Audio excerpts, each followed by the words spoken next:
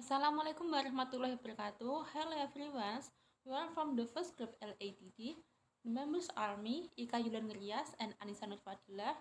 Today we will explain about approaches to language testing. Okay, this is the chart. There are 7 sub-chapters of material that we will discuss today. The first are discrete point and integrative testing, communicative language testing, performance-based assessment, the aside translation approach, the structuralist approach, the integrative approach, and the last is the communicative approach. The first is discrete point and integrative testing. Before I explain, I will ask first, do you know discrete point and integrative testing? Discrete point is a test that includes listening, speaking, reading, and writing, and is done separately.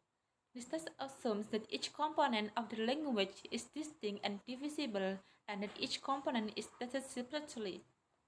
These components include foreign language skill, namely speaking, listening, reading, and writing. There are also several linguistic components, namely graphology, grammar, spelling, vocabulary, morphology, and syntax. So, this test is conducted to assess only one component that has been mentioned earlier. Examples of these discrete tests are multiple choice, true or false, spelling, item completion, and phoneme recognized. There are several strengths in this test. This test can cover a wide range of material to be tested.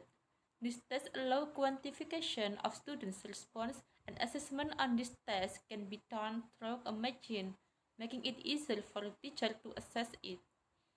This test also has several weaknesses, that is, this test does not cover the social context because this test only takes place in place and makes the test questions take more time.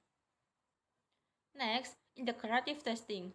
Integrative testing is an integrated test, that is, a test related to the language approach, meaning that this test is carried out a whole and not in isolation. There are two types of tests that historically are said to be integrative. That are the closed test and dictation. The closed test is a reading section, may include 150 to 300 words, where the 6 or 7 word section has been deleted, and participants are asked to fill in the blank according to the correct word. Next is dictation. In dictation, students listen to the part of 100 to 150 words that have been read out. The student write what they hear according to the correct spelling. So this test requires carefully listening. Next, communicative language testing. The purpose of this assessment is an assessment carried out to test students' communicative abilities, namely the ability to have integrity. It can also be said that the communicative language test is an assessment whose purpose is to test students' communicative abilities and what must be tested. Pachman and Pollard 1996 mentioned that performance tests must be appropriate in a way that can be proven by using language in non-test situations. It is indeed that certain language tests are useful following the objectives that have been applied. Next, performance-based assessment. Performance-based assessment is a study that reflects several strategies in applying students' knowledge, skill, and can engage students. The purpose of this application of performance-based assessment is to find out how well students improves their understanding through practical activities. O'Malley and Peirce 1996 mentioned that performance-based assessment has several characteristics. The first is that this assessment consists in the several response. This means that students are required to provide response, full response, and produce several products. The second characteristic is that students are required to use their skill for higher order thinking. This means that students must be able to answer questions from the teacher critically. The third characteristic is that this assessment is considered an authentic assessment. Next, there are four measures of approaches to language testing. So the first one is about the essay translation approach. This approach is also called the pre-scientific because this approach is written and designed intuitively without following certain methods or principles in its use. Also called pre-scientific because it was written and created in the 1900s. And then there are some advantages of the essay translation approach, such as this approach is easy to follow because teachers will simply use their subjective judgment and then can be used for any level examines, and then the kind of tester can easily be modified based on the essentials of the test.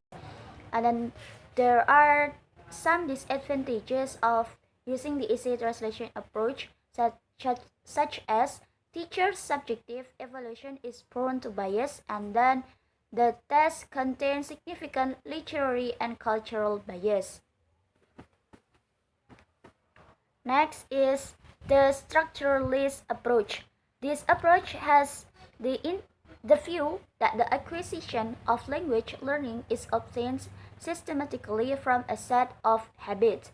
It is used to test, identify, and measure the learner's ability of linguists, structural elements such as phonology, vocabulary, and grammar systems. Besides this approach, for language skills are also taken into consideration in using this approach when conducting tests at one time. And then there are some advantages of using the structuralist approach, such as being more objective and certain when used, as well as being able to cover a wide range of tasks in a short time period. And then using this strategy will also support students in identifying their strengths and shortcomings. But there are some disadvantages of the structuralist approach, such as teachers become more complicated jobs because teachers must prepare questionnaires, and then this approach considers measuring non-integrated skills more than integrated skills. The next one is about the integrative approach. An integrative approach is an approach that involves an assessment of the learner's language skills using two or more language skills simultaneously, which is related to its meaning and communicative effect. And then there are some advantages, such as the total communicative effect of this course will be very useful for students in testing. And then this approach can view students' proficiency with a global view, and then closed test is being used, and then the dictation can measure their ability to be good predictors in what they are heard. And then this approach also has disadvantages, like the teachers must measuring the students' need. And then the next one is about the communicative approach. The communicative approach is almost the same as the integrative approach. However, this communicative approach is not entirely focused on the language used in communication, but can also be measured by writing, as well as its communicative nature as an assessment of the use and patterns of the target language form. In this communicative approach, it is called divisibility, where this can be seen from students who may be less proficient in spoken language or conversation using informal language, but they have more ability in the field of reading comprehension tasks. And then there are some advantages related to the using of communicative approach, such as this approach measures all integrated skills, and then students are exposed to real life situations, and then students have a very change of receiving high score, and the scoring is more reliable. But there is disadvantages of the communicative approach, such as not being focused on the learning of structural grammar. The reliability of the test may be affected by cultural bias. So that's all the present dictation from the group 1. Thank you for your nice attention. I'm sorry if I make some mistake. And my friends, the last I say, wassalamualaikum warahmatullahi wabarakatuh.